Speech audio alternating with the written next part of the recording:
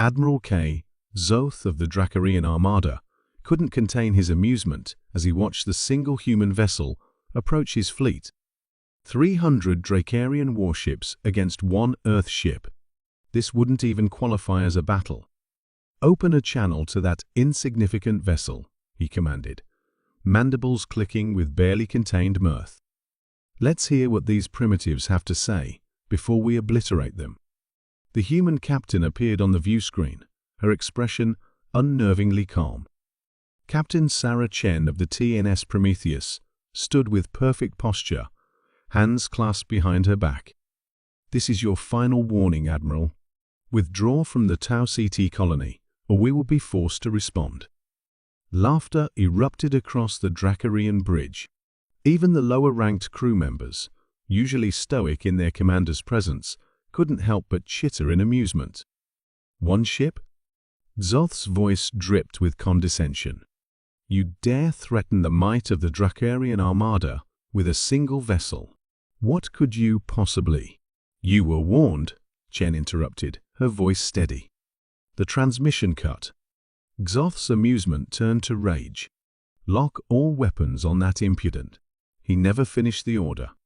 The Prometheus suddenly split apart like a blooming flower, its hull separating into dozens of segments. What the Dracarians had dismissed as decorative panels turned out to be housing for something far more sinister. "Sir," his tactical officer screamed, "energy readings are impossible. They're deploying some kind of quantum field network."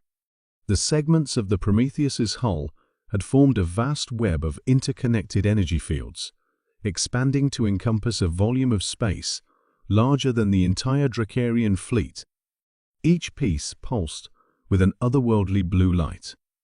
"Fascinating, isn't it?" Captain Chen's voice returned over the comm. "We call it the Hydra Protocol. One ship becomes many, and each piece carries a quantum-entangled payload. Would you like to see what it does?" Before K. Zoth could respond, the web of energy ignited.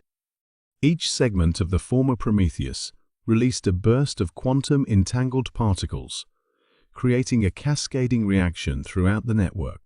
Space itself seemed to twist and distort within the field.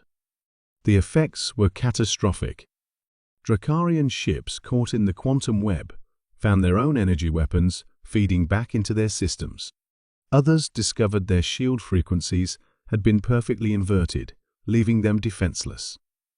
Still others watched in horror as their advanced AI systems were rewritten in seconds by quantum information packets that seemed to ignore all known laws of causality. "Impossible," Zoth roared as his flagship systems began to fail. "Our technology is superior. Our ships are the most advanced in the galaxy." "That's your problem, Admiral," Chen replied, her image now appearing on every screen throughout his ship. "You think technology alone equals superiority. Humanity learned long ago that innovation isn't just about having the biggest guns, it's about thinking differently." The quantum web continued its work. Ships that weren't destroyed outright found themselves disabled, their crews trapped inside vessels that no longer responded to commands. In less than 5 minutes, the pride of the Dracarian Armada had been reduced to floating hulks. "How?" Zoth whispered, mandibles trembling. "How did you develop such technology?" "We didn't," Chen answered. "Not entirely. We learned from every species that tried to conquer us, studied their tactics, adapted their technology, and improved upon it. The quantum web? Based on Zentari containment fields. The energy feedback? Reverse-engineered from Proximan shield systems. Even the hull-splitting mechanism was inspired by ancient Dracarian texts about your ceremonial war dances." Zoth's compound eyes widened in shock. The humans hadn't just developed countermeasures, they'd studied their enemies' cultures, histories, and battle tactics, creating a weapon that was as much a product of anthropological research as it was of engineering. "The Prometheus was never meant to be a warship," Chen continued. "It's a demonstration, a reminder that humanity's greatest strength isn't our technology, it's our ability to learn, adapt, and turn our adversaries' assumptions against them. As emergency pods ejected from his crippled fleet, Zoth finally understood. The humans hadn't brought one ship against 300. They'd brought centuries of accumulated knowledge, adaptation, and innovation, all concentrated into a single vessel that turned quantity into a liability rather than an advantage. The Tau Ceti colony is under Earth's protection, Chen declared. Spread the word, humanity doesn't need a massive fleet to defend its people. We just need enemies arrogant enough to believe that numbers alone determine the outcome of a battle. The Prometheus's segments reassembled themselves, the ship returning to its original, innocent-looking form.